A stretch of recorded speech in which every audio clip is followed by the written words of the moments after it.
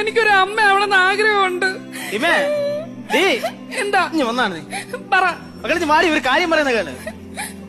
ഞാൻ ഒരു കാര്യം പറഞ്ഞ നീ കേക്കോ? പറ. നമ്മളെ എപ്പോഴും ഇതൊക്കെ ഈ വ്രതമൊക്കെ എടുത്തിട്ടേ അമ്പലത്തിൽ ചെന്ന് കിടന്ന് ഉരുണ്ടിട്ട് കാര്യമില്ല. പിന്നെ ഇന്ന് തിങ്കളാഴ്ച വ്രതം ഞാൻ പറഞ്ഞല്ലേ? തിങ്കളാഴ്ച വ്രതം. അപ്പൊ നാളെ ചൊവ്വാഴ്ച വ്രതം. അപ്പൊ ബുധനാഴ്ച നീലാഞ്ചന കത്തിക്കട്ടെ. ശനി ഞായർ അവധിയാണല്ലോ. ഈ ശനി ഞായർ അവധി എന്ന് പറയാം ഗവൺമെന്റ് ജോലിക്കല്ലല്ലോ ഞാൻ പോണത്. അമ്പലത്തിൽ തൊഴാൻ പോണ കാര്യമല്ലേ പറഞ്ഞത്. ഈ ആഴ്ച മൊത്തം ഫില്ല്. ആ പറഞ്ഞേ ചേട്ടൻ ഇവിടെ പോണ്. അതൊരു കട്ടിൽ കിടക്കുന്ന പുല്ലിനടുത്ത് കട്ടിച്ചാളെ. ഞാൻ വേറെ ഒരു കാര്യമില്ല. എന്താ 24 മണിക്കൂർ ഞാൻ കിടന്ന് ഉരുണ്ട് കിടന്നിട്ട് എനിക്ക് കിടക്കപ്പെടുത്തിയില്ല. എനിക്ക് ഒരു കാര്യമില്ല. നീ പോ ചേട്ടാ. പെണങ്ങാതെ ഞാൻ പറയട്ടെ. അയ്യ അതൊന്നുമല്ല. ഡോക്ടർ എന്താ പറഞ്ഞ? ചേട്ടന് ഒരു കുഴപ്പമില്ല, എനിക്കും ഒരു കുഴപ്പമില്ല.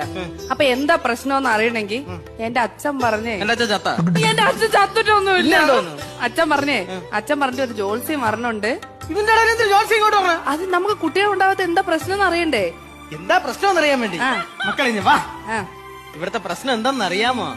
തൊടരുത്. ഞാൻ പറഞ്ഞല്ലേ വെറുതെ ഇവിടുത്തെ പ്രശ്നം